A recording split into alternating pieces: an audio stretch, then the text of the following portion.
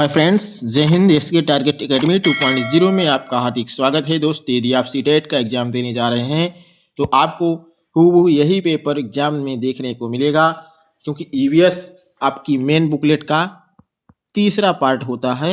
आपको ध्यान देना है, जितने भी निर्देश दिए रहे हैं आपको बिल्कुल सावधानी पूर्वक निर्देश को पढ़ लेना है और अच्छे से परीक्षा देना है। तो चलिए स्टार्ट करते हैं, ईवीएस के पेपर को हल करते हैं। पहला क्वेश्चन है, भारत में बिहार के सापेक्ष जम्मू कश्मीर और गोवा की स्थिति क्या है? तो आपको कमेंट करके बताना है उसका उत्तर। पूर्व और पश्चिम, पश्चिम और पूर्व, उत्तर पश्चिम और दक्षिण पश्चिम, दक्षिण पश्चिम और उत्तर पूर्व। तो इसका उत्तर क्या होगा, कमेंट करके आप जरूर बताएंगे। तो इसका उत्तर ऑप्शन नंबर तीसरा सही है दोस्त, उत्तर पश्चिम और दक्षिण पश्चिम। अगला प्रश्न है, वाष्पीकरण की प्रक्रिया निम्नलिखित में से किस स्थिति में सबसे धीमी होगी? तो दोस्त इसका उत्तर क्या हो जाएगा, सतह क्षेत्र और तापमान दोनों में वृद्धि, सतह क्षेत्र बढ़ता है लेकिन तापमान घटता है, सतह क्षेत्र घटता है लेकिन तापमान बढ़ता है, सतह क्षेत्र और तापमान दोनों में कमी। तो दोस्त इसका उत्तर क्या हो जाएगा, कमेंट करके आप जरूर बताएंगे, क्योंकि वाष्पीकरण की प्रक्रिया में सतह क्षेत्र और तापमान दोनों में कमी हो जाती है। यहां पर ऑप्शन नंबर चौथा करेक्ट आंसर है। अगला प्रश्न है, स्थानों, दूरियों और दिशाओं के सापेक्ष स्थिति को समझने की क्षमता क्या कहलाती है? तो दोस्त स्थानों और दूरियों, दिशाओं के सापेक्ष स्थिति को समझने की क्षमता मैपिंग स्किल, मैपिंग स्किल या चित्रण कौशल कहलाती है। ऑप्शन नंबर दूसरा करेक्ट है। अगला प्रश्न क्या कर रहा है, राष्ट्रीय पाठ्यचर्या यानी एनसीएफ ने प्राथमिक स्तर पर एक एकीकृत पाठ्यचर्या क्षेत्र के रूप में पढ़ाए जाने के लिए ईवीएस की सिफारिश की। तो कौन सा एनसीएफ 2005, 1988, 2000 और 1975, इसमें से कौन सा ऑप्शन सही होगा? तो दोस्त ये सिफारिश, ईवीएस की सिफारिश एनसीएफ 1975 ने किया था। तो यह ऑप्शन नंबर चौथा सही आंसर हो जाएगा। अगला प्रश्न है, भारत में किस क्षेत्र में स्थानांतरित खेती का रिवाज है? उत्तर पूर्वी क्षेत्र, दक्षिणी क्षेत्र, उत्तर पश्चिमी क्षेत्र और दक्षिण पूर्वी क्षेत्र। दोस्त स्थानांतरित खेती यानी इसी को झूम खेती भी कहा जाता है, अर्थात इसको इंग्लिश में क्या कहते हैं? तो इसका इंग्लिश में नाम शिफ्टिंग कल्टीवेशन, इसका इंग्लिश में शिफ्टिंग कल्टीवेशन बोलते हैं। ये उत्तर पूर्वी क्षेत्र में होता है। स्थानांतरित खेती इसको बोला जाता है, यानी एक खेती करने के बाद उस क्षेत्र को छोड़ दिया जाता है कुछ समय के लिए। तो यहाँ पर उत्तर पूर्वी क्षेत्रों में ये खेती की जाती है, झूम खेती। अगला प्रश्न है, नदी बांधों से उत्पन्न जल विद्युत के लिए निम्नलिखित में से कौन सा कथन सत्य नहीं है? दोस्त यहां ध्यान देना, सत्य नहीं है पूछ रहा है। बांध टिकाऊ विकास को प्रोत्साहित करते हैं, यहां पानी या हवा को प्रदूषित नहीं करता। दोस्त ये भी सही है, क्योंकि नहीं पूछा है तो ये सही है, ये भी सही है और ये भी सही है। ये आपका नहीं पूछा है, उल्टा काम कर रहा है। तो यहाँ पर कौन सा ऑप्शन सही हो जाए? ये फर्स्ट ऑप्शन, बांध टिकाऊ विकास को प्रोत्साहित करते हैं, ये ऑप्शन यहाँ पर सही है। क्योंकि यह अगर मैं यहाँ नहीं दिया होता तो ये ऑप्शन आपके करेक्ट होते, क्योंकि नहीं दिया है तो यहाँ पर ये पहला ऑप्शन यहाँ पर सही होगा। अगला प्रश्न है, निम्नलिखित में से कौन सी ग्रीन हाउस गैस है? तो दोस्त ग्रीन हाउस गैस कौन सी होती है? Green house gas global warming के लिए सबसे उत्तरदायी गैस कौन सी है? CO2 है और CFC है, N2O है, नाइट्रस ऑक्साइड भी है और मीथेन भी है, जलवाष्प भी है। ये सब ग्रीन हाउस गैस कहलाती है, अर्थात यहाँ पर कौन सा विकल्प सही होगा? ऑप्शन नंबर 4 उपरोक्त सभी। अगला प्रश्न है, भारत में ठंडे रेगिस्तान मानसून को प्रभावित क्यों नहीं होते? ठंडे रेगिस्तान मानसून से प्रभावित क्यों नहीं होते? दोस्त इसलिए नहीं होते क्योंकि भारत में ठंडे रेगिस्तान हिमालय की वृष्टि छाया में प्रदेश में होते हैं, इसलिए हम मानसून से प्रभावित नहीं होते क्योंकि ये हिमालय की वृष्टि छाया प्रदेश में होती है और यहाँ पर बहुत कम बारिश होती है। वर्षा कितना होती है? लगभग 10 सेंटीमीटर से भी कम वर्षा होती है। कहाँ? रेगिस्तानी क्षेत्रों में। इसलिए यहाँ पर कौन सा ऑप्शन सही होगा? यहाँ पर बी ऑप्शन सही हो जाएगा। कौन सा? ठंडे रेगिस्तान हिमालय की वृष्टि छाया में होते हैं। यहाँ पर दूसरा ऑप्शन करेक्ट होगा। अगले प्रश्न की ओर चलते हैं। ताजमहल के पीले होने के लिए निम्नलिखित में से कौन सा जिम्मेदार है? तो ताजमहल क्यों पीला पड़ रहा है, इसके जिम्मेदार? ताजमहल के आसपास दोस्त पहले ताजमहल जब बना था तो वहां पर कोई फैक्ट्रियां वगैरह नहीं लगी थी, लेकिन अब क्या है? ताजमहल के आसपास में स्थित क्या है? वहां रबर, ऑटोमोबाइल्स और फैक्ट्रियां जितनी लग गई। जैसे सबसे बड़ी क्या है वहां फैक्ट्री? Mathura oil refinery. इन सब फैक्ट्रियों से बनने के कारण क्या है? वातावरण में विषैली गैस यानी SO2 सल्फर डाइऑक्साइड की अधिकता हो जाती है और वर्षा होने पर यह गैस जल के साथ मिलकर क्या करती है? अम्लीय वर्षा कर देती है। यानी जब वर्षा के जल में ये गैसें मिल जाती हैं तो वो वर्षा अम्लीय वर्षा का रूप ले लेती है, जिसके कारण से सल्फर डाइऑक्साइड यानी SO2 की अधिकता हो गई, इसलिए ताजमहल पीला पड़ रहा है। तो यहाँ पर कौन सा उत्तर सही होगा? Second number, sulphur dioxide. अगला प्रश्न क्या कर रहा है दोस्त? सबसे अच्छा क्वेश्चन है। गोलकुंडा किला किसने बनवाया था? तो गोलकुंडा किला किसने बनवाया था? ये काकतीय राजवंश ने बनवाया था। यहाँ ऑप्शन नंबर तीसरा सही होगा। अगला है 15 ग्राम प्रति मिलीलीटर घनत्व और 3 ml आयतन वाले किसी वस्तु का द्रव्यमान क्या होगा? ये बहुत सिंपल सा क्वेश्चन है दोस्त। द्रव्यमान बराबर क्या होता है? तो द्रव्यमान बराबर आपका होता है आयतन इंटू घनत्व। तो आयतन कितना दिया है? 15, तो 15 इंटू घनत्व कितना दिया है? 3, तो 15 तिया कितना हो जाएगा? 45 ग्राम। अर्थात कौन सा उत्तर सही होगा? दूसरा विकल्प आपका सही होगा यहाँ। अगला प्रश्न है निम्नलिखित में से कौन सी अदिश राशि है? तो दोस्त वे राशियां जिनमें केवल परिमाण होता है। केवल क्या होता है? परिमाण, दिशा नहीं होती है, यानी बिना दिशा की। वे राशियां क्या कहलाती हैं? अदिश राशियां कहलाती हैं। जैसे चाल, द्रव्यमान, ये अदिश राशियां होती हैं। दूरी, ये अदिश राशि है। तो यहां पर कौन सा ऑप्शन सही होगा दोस्त? पहला ऑप्शन सही होगा, द्रव्यमान। अगला है एक ऐसी वस्तु जिसमें कोई प्रकाश किरण गुजर नहीं सकती, उसे क्या कहा जाता है? अपारदर्शी, पारभासी, पारदर्शी और उत्तल। तो जिसमें कोई प्रकाश किरण ना गुजर सके तो बहुत सिंपल सा क्वेश्चन, इसको अपारदर्शी बोला जाता है। अगला प्रश्न है पृथ्वी की सतह पर किसी वस्तु का भार क्या होगा जिसका द्रव्यमान चंद्रमा की सतह पर 10 किलोग्राम है? तो दोस्त इसका फार्मूला क्या होता है? चंद्रमा पर भार कितना होता है? चंद्रमा पर भार बराबर क्या होगा? 1/6 इंटू पृथ्वी का भार। तो पृथ्वी का भार आपको निकालना है और चंद्रमा का भार कितना दिया है? 10, तो बराबर कितना हो जाएगा? 1/6 इंटू पृथ्वी का भार।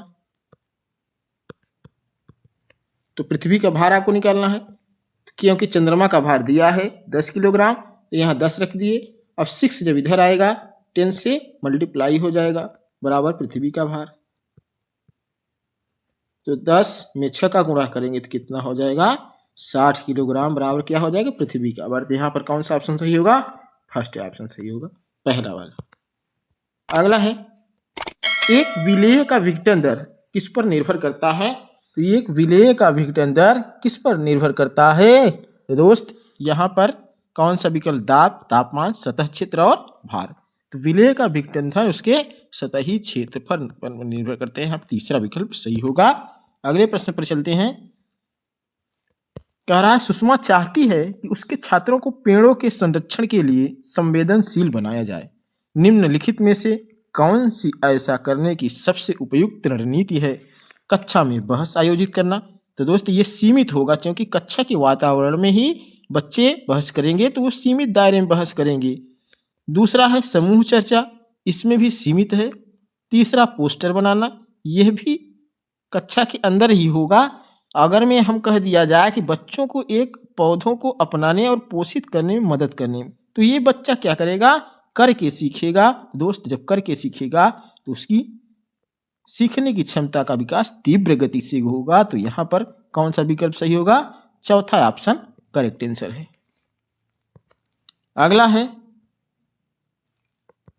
अभय ने अपने छात्रों से उन बीमारियों पर समूह में एक सर्वेक्षण करने के लिए कहा जिनसे उनके पड़ोस के लोग पीड़ित थे।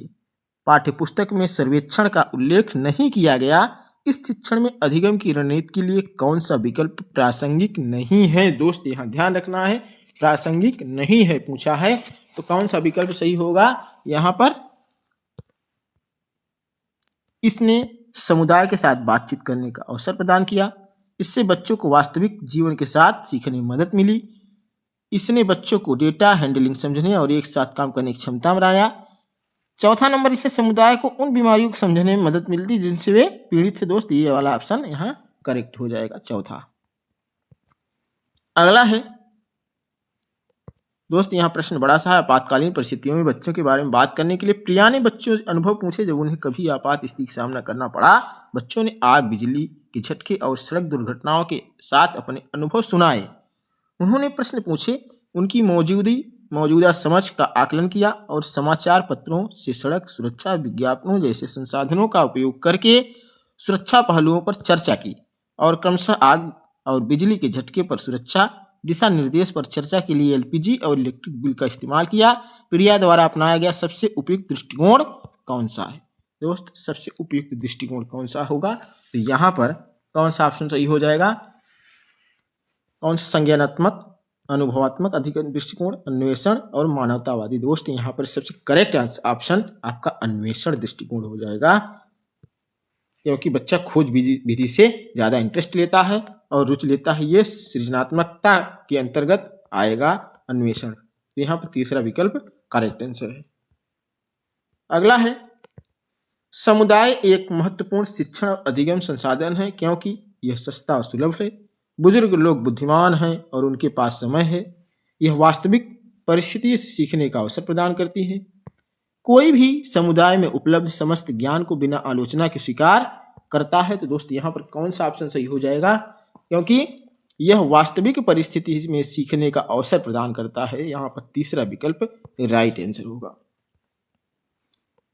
अगला है, ईवीएस शिक्षण अधिगम में कक्षा में प्राप्त अधिगम को विद्यालय के बाहर के जीवन से जोड़ने और इसे समृद्ध करने का तात्पर्य क्या होता है? दोस्त इसके तात्पर्य इसका क्या होगा?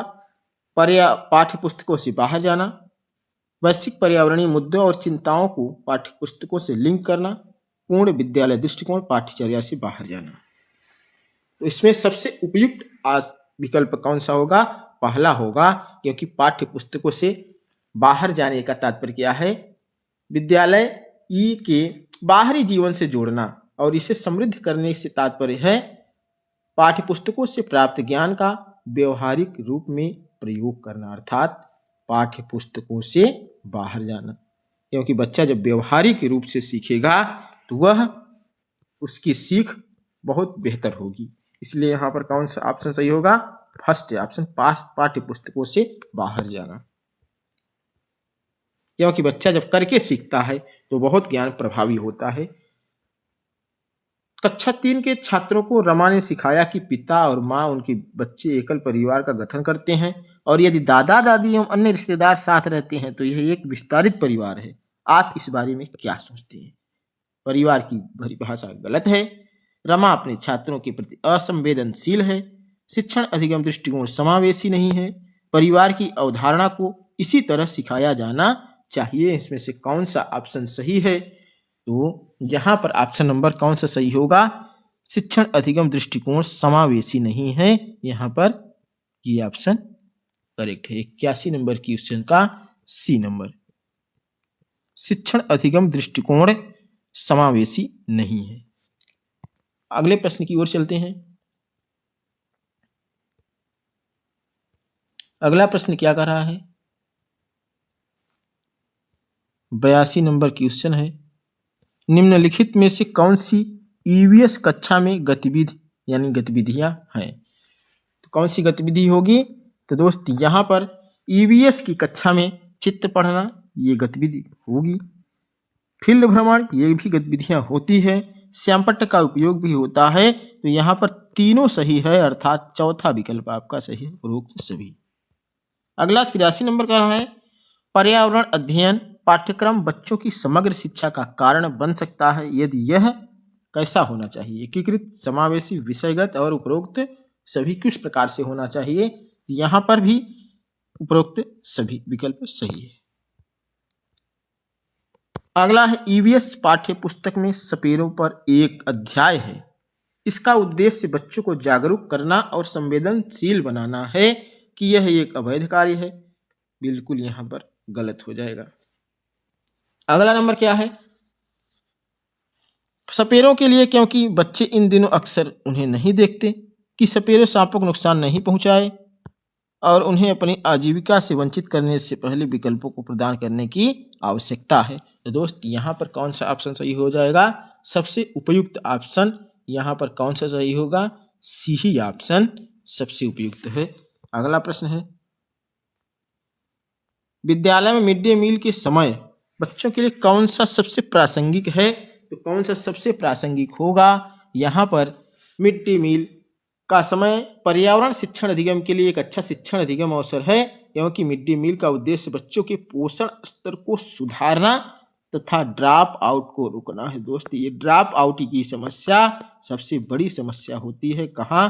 प्राथमिक के बच्चों में।